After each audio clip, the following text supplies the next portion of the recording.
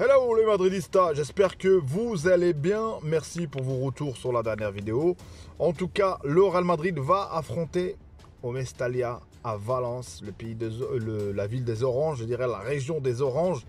Est-ce que Vinicius s'est calmé? Est-ce que Vinicius, le retour va pas être tendu? Parce que tout simplement, sur ce match-là, ça va être très tendu les amis. Pourquoi? Tout simplement parce que le Real Madrid avait perdu l'année dernière, avait perdu 1-0 avec la sortie, la polémique, les insultes racistes.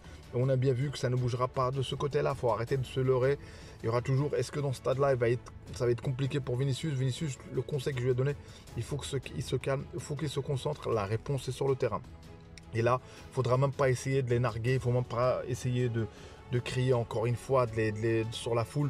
Parce qu'il faut oublier la psychologie des foules. La foule, quand elle est ensemble, ils n'ont pas de peur, ils n'ont pas de limite, ils n'ont pas de barrière. Si tu les prends un par un, ils ne feront rien. Mais s'ils sont dans un stade où, je ne sais pas, il y a 60 000 dans ce stade-là, je ne sais pas, 40. En tout cas, dans ce stade-là, il ne faut pas les provoquer. Nous, on doit gagner. Dans ce match-là, il est absolument urgent. Apparemment, il nous faut 15 points pour éventuellement arriver à 80 pour s'assurer de la Liga. Donc le chemin commence par Valence, commencera avec un Rodrigo, j'espère qu'il va être là, j'espère qu'il va être performant, un Brahim, et je pense qu'il va être titulaire, j'espère aussi qu'il va être là, il n'a pas été très performant sur le dernier match, et de se rassurer, parce qu'on a bien vu que le Real Madrid a déjà marqué tôt et a déjà encaissé, et où des fois on n'a pas marqué assez tôt et on était là en train de chercher encore une fois. Est-ce qu'on va encore puiser dans l'énergie d'un des cadres, d'un des monstres? En tout cas, il y a eu déjà Modric. Est-ce que c'est Kroos cette fois-ci qui peut débloquer le match? Est-ce qu'on aura un scénario à chaque fois ou c'est un film, c'est une série? Donc plein de choses les amis dans cette vidéo d'avant-match. Et n'oubliez pas, si vous appréciez mon contenu, si vous êtes encore là, n'oubliez pas de t'abonner, de liker, de commenter. Place à la vidéo. Donc tout d'abord, je commence par la compo. La compo va se composer par Mendy. Mendy, apparemment, son contrat va se finir. Est-ce qu'il va re-signer ou pas? Dites-moi en commentaire, est-ce que vous êtes chaud ou pas pour lui? Bon, en tout cas, ça me fait ni chaud ni froid, Mendy, sincèrement, je vais être honnête avec vous, combien même ses performances. Et on aura Rodiger qui est revenu, qui est en forme, et on aura Nacho. Nacho qui est mécontent de son temps de jeu et tout, mais bon, Nacho, je suis désolé, remercie le bon Dieu que tu es au Real Madrid déjà, franchement. Remercie le bon Dieu. Et tu auras Carvajal si sa suspension elle est finito. Au milieu de terrain, comment ça se passe? C'est Tchouaméni, je pense qu'on va reconduire Tchouaméni, on va reconduire Kroos, on va reconduire Valverde et Brahim. Je pense que c'est ça la compo et devant Rodrigo Vinicius. On va partir sur ce principe-là, si je ne me trompe pas. Est-ce que cette équipe est capable de gagner? Oui. Est-ce que cette équipe est capable de se rassurer? Il faudra juste être efficace et clinique dans ces matchs, dans un contexte où il y a un retour de Vinicius, où la polémique qu'il y a eu sur l'arbitrage, sur plein de choses. Ou en tout cas, quand je vois l'arbitrage en Espagne, il est claqué, j'ai l'impression que c'est toujours les mêmes têtes qui arbitrent les mêmes matchs. L'arbitre qu'on a aujourd'hui, j'ai oublié son nom, c'est toujours la même chose. Donc, sur ce match-là, il faudra être cohérent du début jusqu'à la fin. On a bien vu que l'Atlético a pris une fessée. 3-0. Les deux frères Williams ont marqué. Franchement, quel beau but un des frères. Et franchement, Griezmann, Grisou alors, qu'est-ce qui se passe? Ils sont forts que contre le Real Madrid. Donc, à nous de rassurer, à nous de gagner ces matchs-là parce que c'est une mission, parce que là, le moindre faux pas. Parce que là, on joue samedi et si on gagne, on fait un match nul, on donne l'espoir. Et pour moi, le Real Madrid ne doit pas donner l'espoir, on ne doit pas regarder dans le rétro. On regarde devant l'objectif. On a des bonnes nouvelles concernant les blessures. On a notamment Militao qui apparemment, là, pense pour le mois prochain peut-être, qui va reprendre. Donc j'espère qu'on va finir. Il y a Bellingham, sa cheville va bien. Ça fait plaisir, ça me va. Parce que voilà, il s'est bien reposé. Et c'est le moment, on est en money time. On aura besoin de lui. Qui va récupérer sa place. Parce qu'on a bien vu, il nous manque beaucoup sur l'aspect offensif. Sur l'aspect aussi quand on ne joue pas avec un attaquant. Là, on a même comment il s'appelle. J'ai oublié comment son nom. Il est blessé, l'attaquant. Désolé les amis d'avoir oublié son nom. Donc franchement, il faudra être sûr et rassurant. Et Valence, mine de rien, ils sont, je crois, 10e ou je sais pas quel classement. En tout cas, ils ont 10 victoires, 6 nuls et 9 défaites. Donc, et nous, on a 20 victoires et une défaite et quelques matchs nuls. Donc, franchement, on est ultra favori. Il faudra juste pas paniquer.